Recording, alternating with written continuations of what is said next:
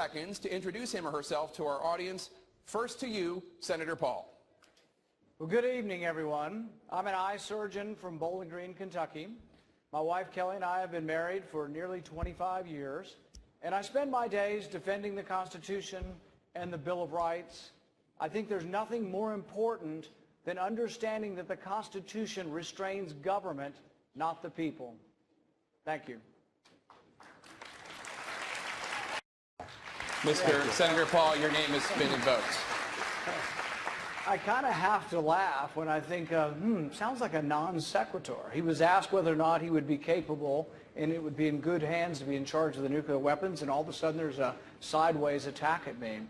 I think that really goes to the judgment. Do we want someone with that kind of character, that kind of careless language to be negotiating with Putin? Do we want someone like that to be negotiating with Iran? I think really there's a sophomoric quality that is entertaining about Mr. Trump, but I am worried. I'm very concerned about having him in charge of the nuclear weapons, because I think his response, his visceral response to attack people on their appearance, short, tall, fat, ugly, my goodness, that happened in junior high. Are we not way above that? And would we not all be worried to have someone like that in charge of the nuclear arsenal? Mr. Trump. I never attacked him on his look, and believe me, there's plenty of subject matter right there. That I can tell you. But Jake, I want to give Mr. Trump. Mr. Trump, I want to give you another chance. Mr. Trump, I want to give you a chance to respond to something that your rival to your left, I don't think is the right policy. Thank you, Governor Kasich. I want to go to Senator Paul. I want to go to Senator Paul. Senator Paul, the White House is rolling out the red carpet next week for the president of China, President Xi. Governor Walker says that President Obama should cancel the state dinner because of China's currency manipulation and because of China's alleged cyber attacks against the United States. Is Governor Walker right? I think this goes back to essentially what we've been saying for the last 2 or 3 questions. Carly Fiorina also said, we're not going to talk with Putin. Well, think if Reagan had said that during the Cold War. We continued to talk with the Russians throughout the Cold War, which is much more significant than where we are now. Should we continue to talk with Iran? Yes. Should we cut up the agreement immediately? That's absurd. Wouldn't you want to know if they've complied? Now, I'm going to vote against the agreement because I don't think there's significant leverage, but it doesn't mean that I would immediately not look at the agreement and cut it up without looking to see whether Iran is complying. The same goes with China. I don't think we need to be rash. I don't think we need to be reckless. And I think we need to leave lines of communication open. Often we talk about whether we should be engaged in the world or disengaged in the world. And I think this is an example of some who want to isolate us actually and not be engaged. We do need to be engaged with Russia. It doesn't mean we give them a free pass or China a free pass, but to be engaged means to continue to talk. We did throughout the Cold War, and it'd be a big mistake not to do it. Governor Walker, Senator Paul seems to suggest that canceling the state dinner would be rash and reckless. No, two parts to that. One on China, one back for a second on Iran. When it comes to China, why would we be giving an official state visit to a country that's been involved in a massive cyber attack against the United States? That's not just a visit. That's a 21-gun salute in the South Lawn of the White House. It just doesn't make any sense. If we're ever going to send a message to them, wouldn't this be the time when they issued this sort of massive attack against us? And Jake, per the question, I was one of the first ones to call for terminating the bad deal with Iran on day one. The president came after me and said I needed to bone up. You know, the president who called ISIS the JV squad said I needed to bone up. The reality is it's a bad deal on day one, and it's a bad deal because this president has allowed Iran to go closer and closer. I'd love to play cards with this guy, because Barack Obama folds on everything with Iran. We need a leader who's going to stand up and actually show some teeth. Governor Bush, your father. Senator Paul.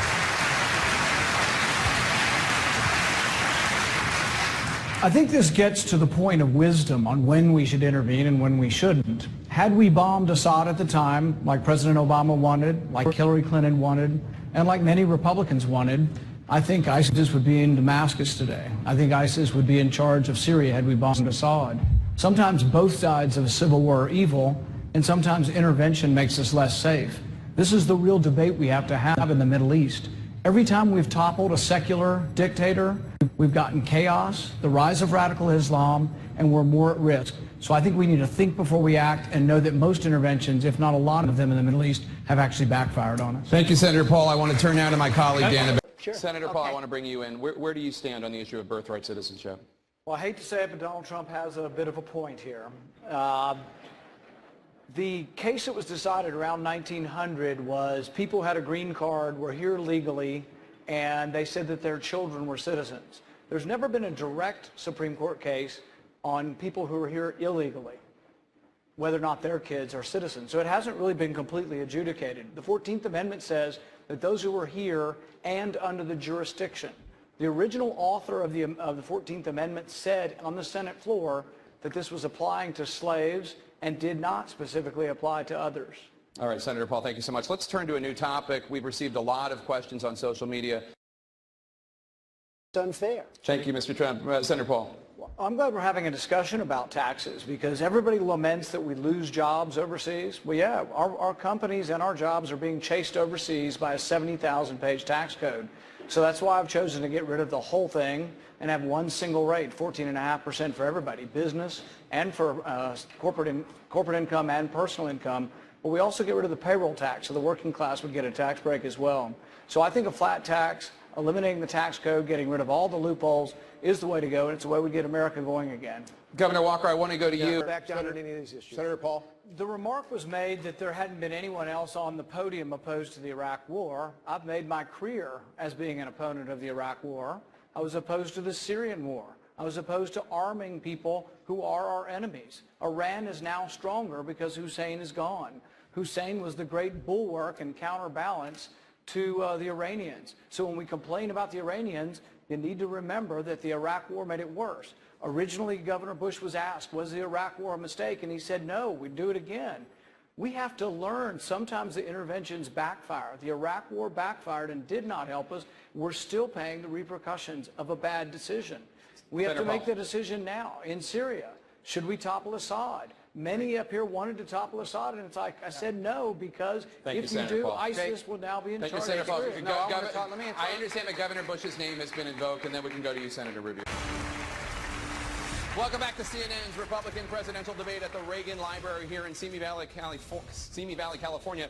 Many people on social media wanted us to ask about marijuana legalization. Senator Paul, Governor Christie recently said, quote, if you're getting high in Colorado today, where marijuana has been legalized, enjoy it until January 2017, because I will enforce the federal laws against marijuana.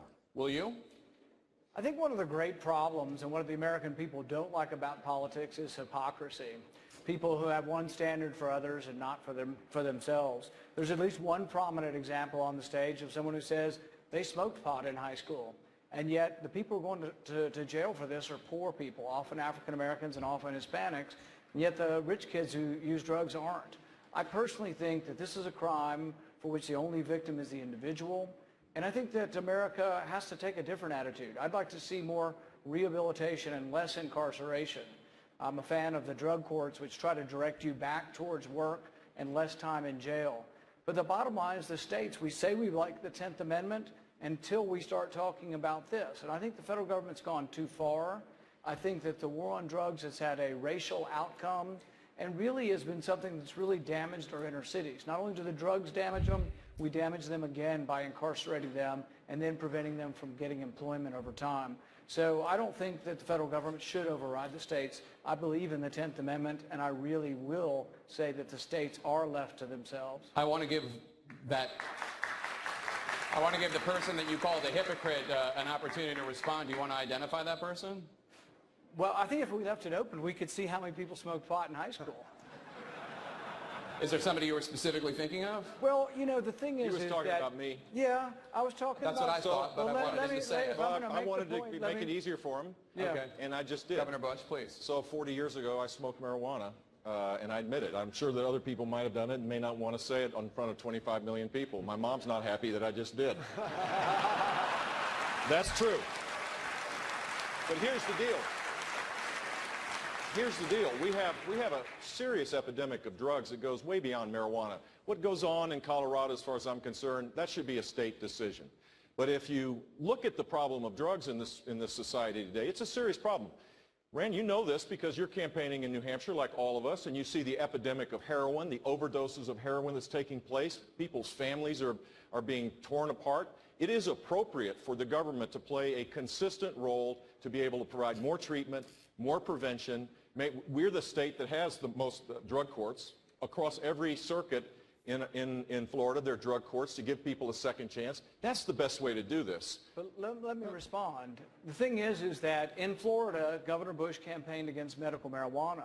That means that a small child like Morgan Hintz that has 500 seizures a day, is failing on 9 traditional medications, is not allowed to use cannabis oil, and that if they attempt to do that in Florida, they will take the child away, they will put the parents in jail, and that's what that means. If you're against allowing people to use medical marijuana, you'll actually put them in jail. Ray, and actually, under the you're wrong current about circumstances, kids who had privilege like you do don't go to jail, but the poor kids in our inner cities go to jail. I don't think that's fair, and I think that we need to acknowledge it, and it is hypocritical to still want to put poor people in jail. I don't want to put poor people in jail, Rand. Well, Here's the deal. You oppose medical marijuana? No, I did not oppose when the legislature passed the bill to deal with that very issue. That's the way to solve this problem.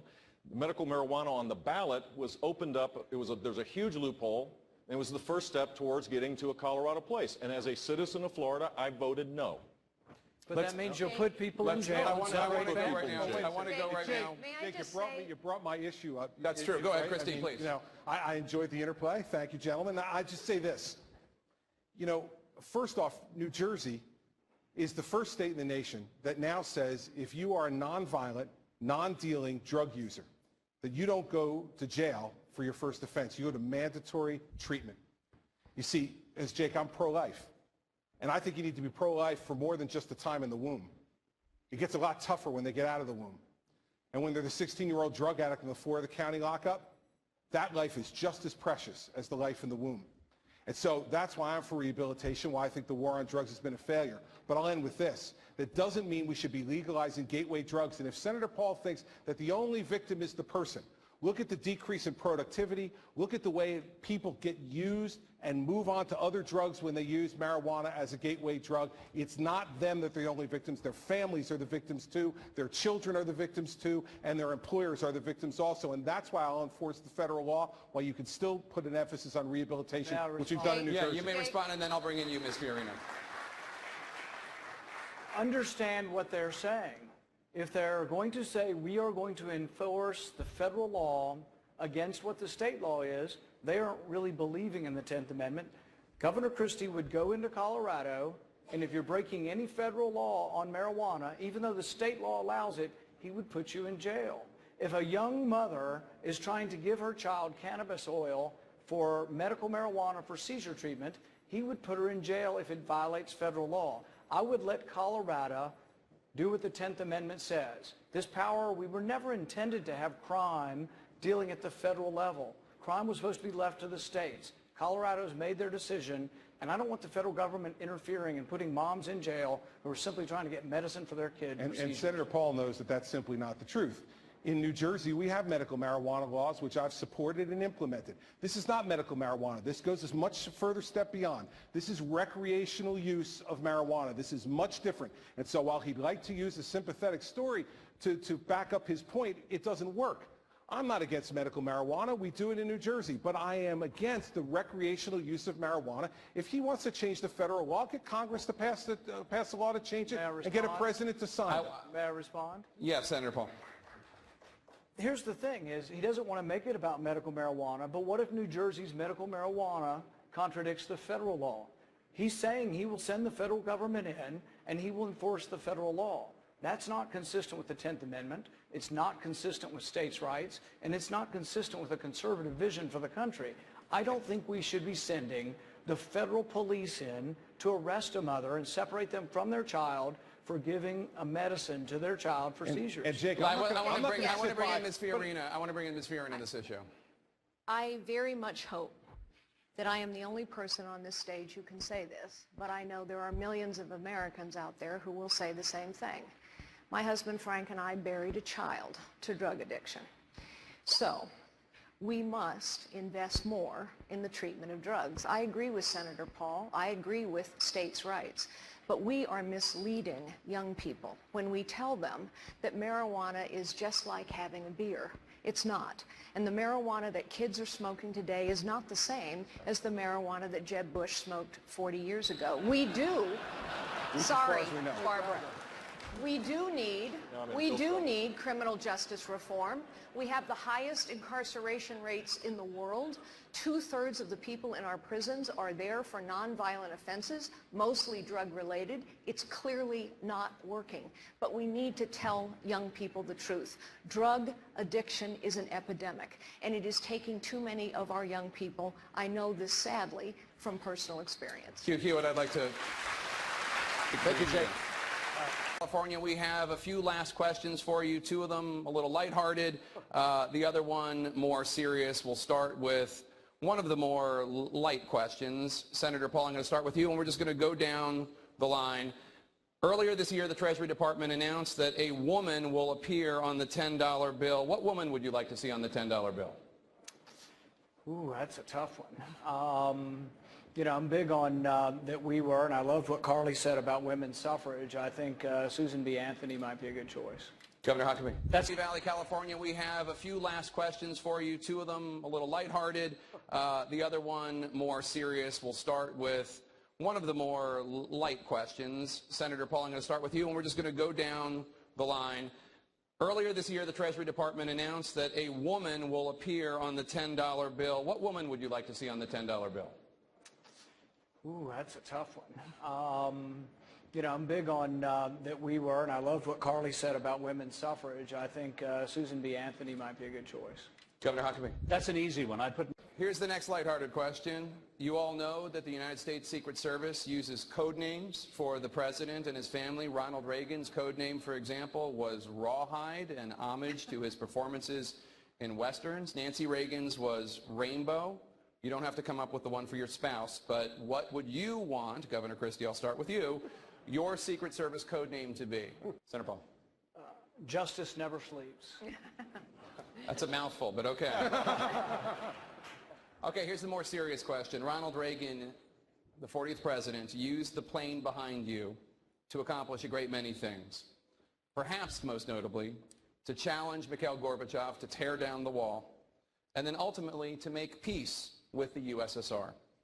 How will the world look different once your Air Force One is parked in the hangar of your presidential library? Senator Paul. You know, I met Ronald Reagan as a teenager, and my family were big supporters of him when he ran against Gerald Ford. It was a big deal because he was the grassroots running against the establishment. And I'll never forget that, and how we stood up and said, you know what, this is something new that our country needs and our party needs. If I were president, I would try to be one who says, you know what, I'm a Reagan conservative. I'm someone who believes in peace through strength, and I would try to lead the country in that way, knowing that our goal is peace, and that war is the last resort, not the first resort, and that when we go to war in a constitutional way, which means that we have to vote on it, that war is initiated by Congress, not by the president, and that we go to war reluctantly. But then when we go to war, we don't fight with one arm tied behind our back. We fight all out to win, but then we come home.